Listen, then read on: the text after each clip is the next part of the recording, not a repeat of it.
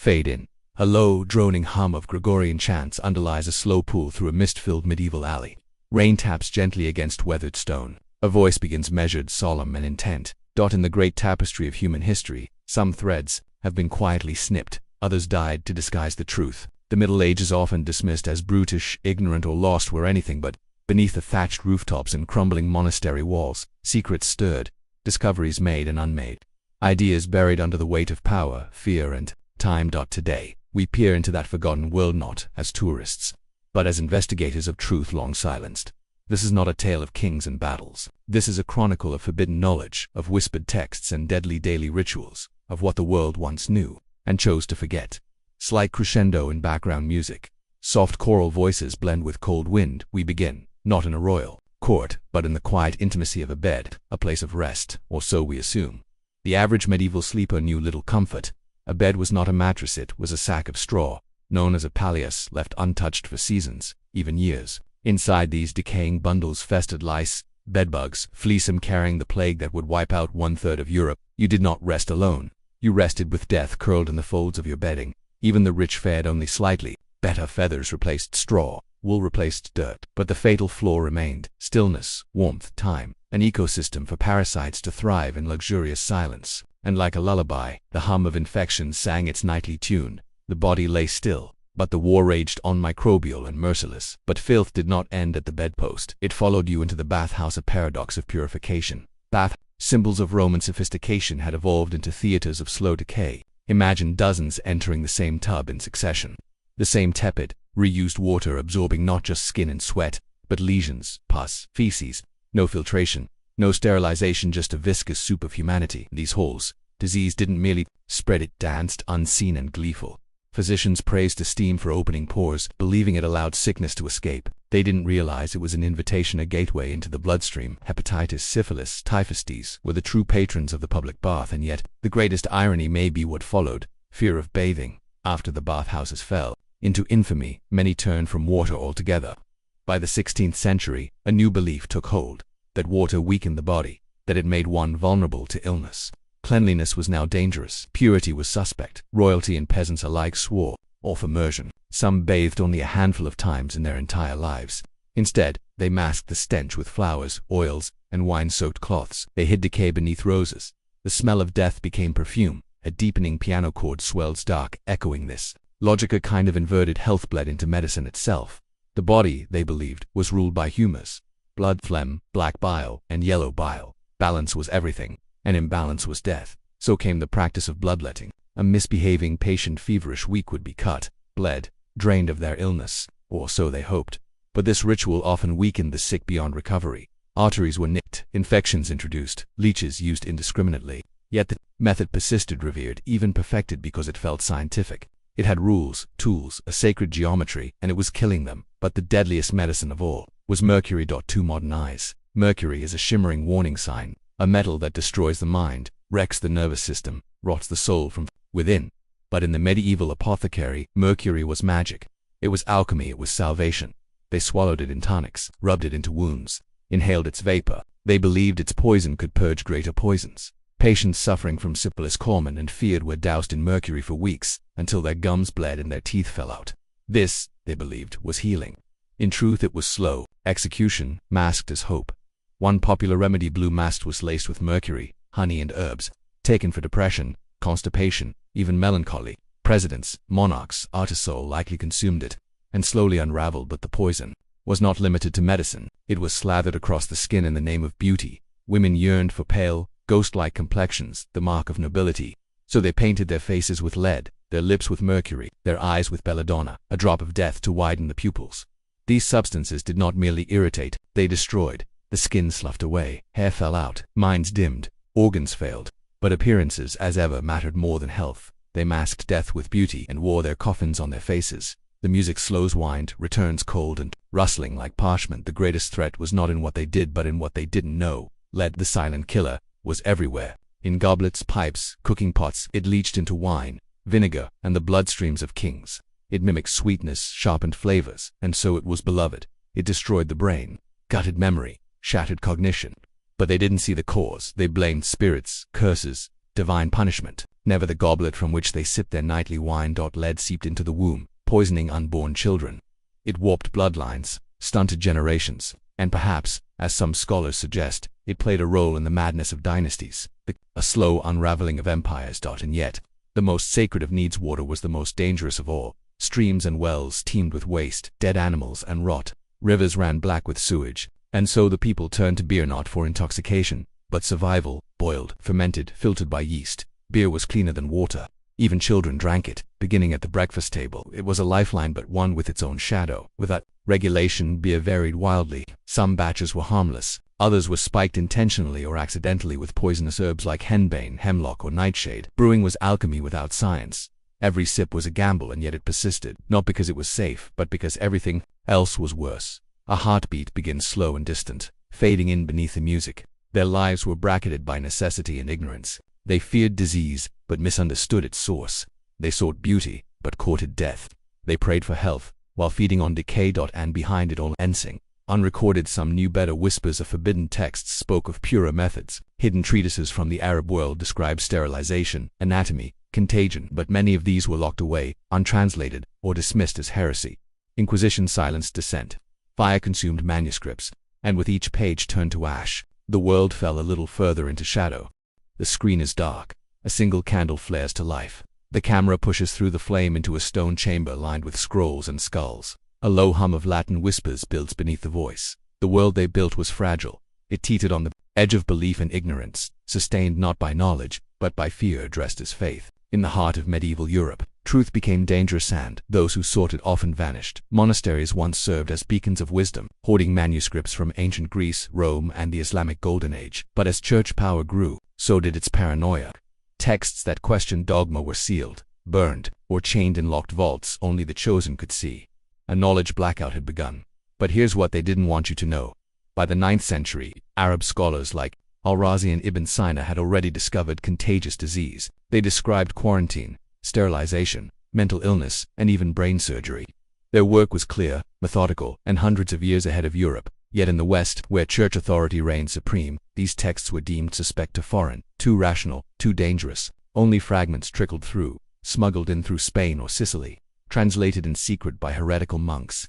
These were not crude societies. These were civilizations navigating the ruins of Rome, preserving the very science Europe had forgotten, refused to reclaim. The few who understood this paid dearly. Flickering torchlight illuminating a monk's fearful face in a narrow corridor. In 1241, the medical school of Salerno stood as a rare exception, a place where Christian, Jewish, and Muslim physicians exchanged knowledge in fragile peace. They studied anatomy using pig cadavers, speculated about the heart's function, and debated Aristotle's errors. But even this oasis was threatened by papal decree. Dissections were restricted, forbidden. Those who persisted risked execution. Worse, behind these bans was a terrifying truth. Anatomy reveals inconsistency.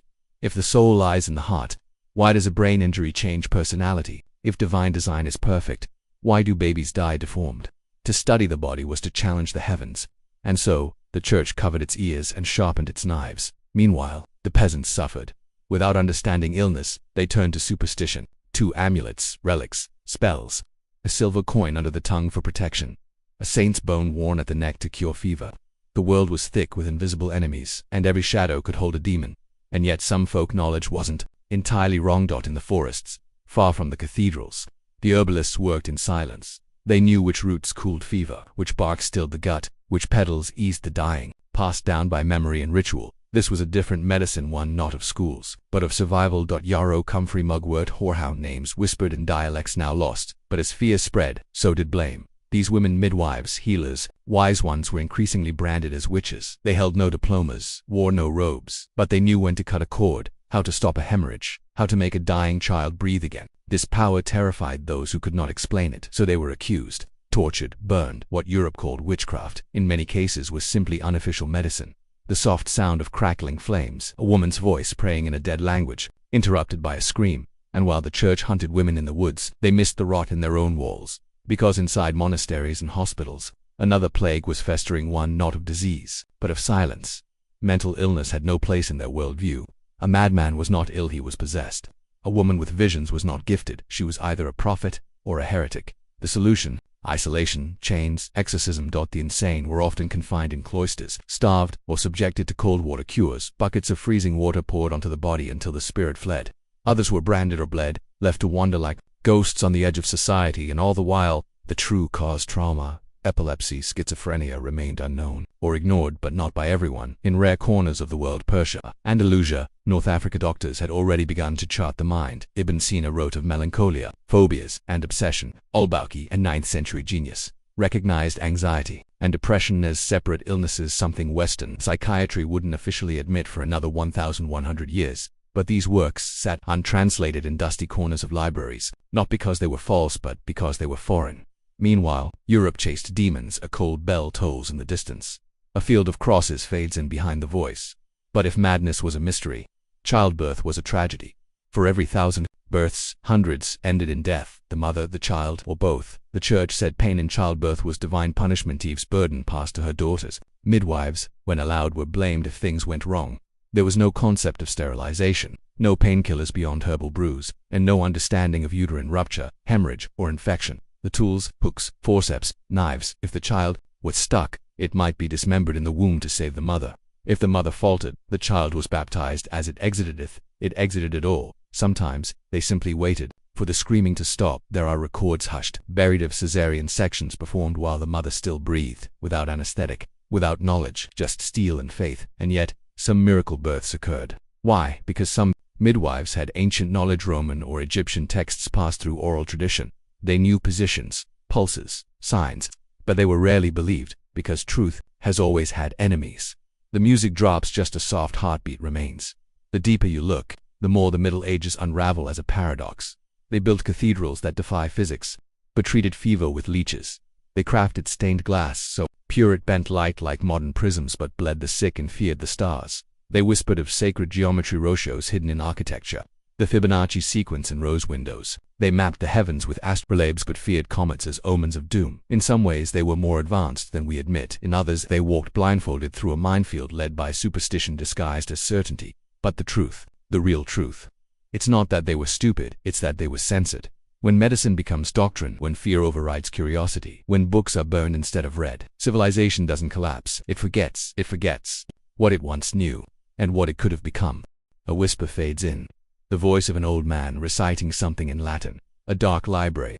The camera moves slowly between cracked spines of leather-bound books, past cobwebs, past extinguished candles. Voiceover begins. Knowledge does not vanish, it hides. It burrows deep beneath the surface of time, waiting. Beneath ash, beneath dust, beneath the silence of burned libraries and broken stones. The Middle Ages weren't empty, they were edited, and what was cut tells us everything. We begin not with the church, but with the builders, because long before we understood calculus, long before Newton, or even Copernicus, the cathedrals rose. Massive structures of stone and glass, reaching higher than any had dared before. But here's what you're not told. They shouldn't exist without modern machinery, without steel cranes or electrical saws. How did medieval workers carve blocks with millimeter precision? How did they align rose windows with solar cells? Why do so many cathedrals echo with ratios tied to the Fibonacci sequence, the golden mean, ancient mathematical patterns not formally recorded in Europe until centuries later? There are no blueprints, no manuals, just symbols. In places like Chartres, Reims, and Cologne, symbols were carved into the foundation's geometry that resembles Sumerian, Babylonian, even Egyptian knowledge. Coincidence or inheritance? Some whisper of the Collegia Fabrorum, ancient guild of builders with roots in Rome who supposedly passed down secret knowledge through cryptic rites. By the 12th century, they had morphed into what we now call the Freemasons. And though their modern form is shrouded in mystique and speculation, the early Masons were not cultists. They were engineers of memory, keepers of geometry, astronomy, and proportion in an age where written knowledge could get you killed. They didn't write, they carved, they hid the universe in stone. But if architecture was coded, so was sound. On 1025, Guido of Arezzo developed a method to notate music and spaces that gave birth to modern sheet music. But what few realize is this: the frequencies chosen were not random. They aligned with ratios used in ancient temples. Tones that echoed harmonics once known to Pythagoras. Chants like the original solfeggio frequencies were believed to heal, to elevate, to resonate with human consciousness in ways we still don't fully understand. And then, they disappeared, replaced, transposed, forgotten. Just like the sacred texts buried beneath the Vatican. You see, the Catholic Church possesses the largest private library in the world, the Vatican Apostolic Archive, over 50 miles of shelving, Thousands of texts, but only a handful are public, the rest restricted, buried beneath centuries of secrecy. Sealed by bulls, guarded by silence, books from Mesopotamia, scrolls from Alexandria, translations of texts we thought lost in the fire. And among them, it's said, are works on early human origin, advanced geometry, and cosmology that challenges the official story. But if these texts exist, why hide them? Because information is power. And in medieval Europe, power feared questions more than anything. Every empire, every throne, every bishop knew, to control the future you must rewrite the past. Cue image, a monk blacking out a passage. In a manuscript with ink, the light flickers as he works. The forbidden wasn't always magical, sometimes it was just inconvenient. In 1327, philosopher William of Ockham suggested that simplicity logic should guide theology. He was excommunicated. In 1277, the Bishop of Paris issued a list banning 219 philosophical propositions, including the idea that multiple worlds could exist. Think about that. 7 centuries ago, someone feared that people might believe in other planets, other worlds, other dimensions. Today, science fiction explores these ideas freely. Back then, such thoughts could burn you alive. But what if someone preserved them anyway? There are tales dismissed by academia of hidden books kept by secretive sects across Europe, the Cathars in southern France, the Bogomils in Bulgaria, even the Knights Templar before their destruction in 1307. They were all accused of heresy, of worshipping strange gods, of reading from forbidden texts. Were they dangerous, or were they merely remembering something we were told to forget? Silence, a breath, then slow, ominous choral music rises beneath. There is one more thread to pull. It winds through medicine, astronomy, architecture, and ritual. All the disciplines the medieval world feared, and yet secretly used it, is the idea that everything is connected, that disease is not just physical but spiritual, that architecture isn't just structural but symbolic, that sound and light and proportion resonate with the human body, the earth, the stars. This isn't fantasy. It's an ancient worldview, one that thrived in Egypt, in Babylon, in early India and Greece. It survived, barely, through the Middle Ages, coded in song, stone, and silence. And today, it's returning. As we rediscover plant-based medicine, as we question materialist science, as we dig up ruins that shouldn't exist, we find ourselves looking backward, not in nostalgia, but in recognition. The Middle Ages weren't just a bridge between ancient and modern. They were a battleground, place where truth was buried beneath doctrine, where reason flickered like a candle in a cathedral's cold air, where brilliant minds whispered their discoveries, then vanished, but their work remains, etched in forgotten walls, hidden in margins, preserved in bones and salt and memory. Waiting for us. Because, in the end, the greatest secret of the Middle Ages isn't what they lacked, it's what they left behind. Asterisk, they erased the truth, but the ruins still whisper. Subscribe before they bury the next one.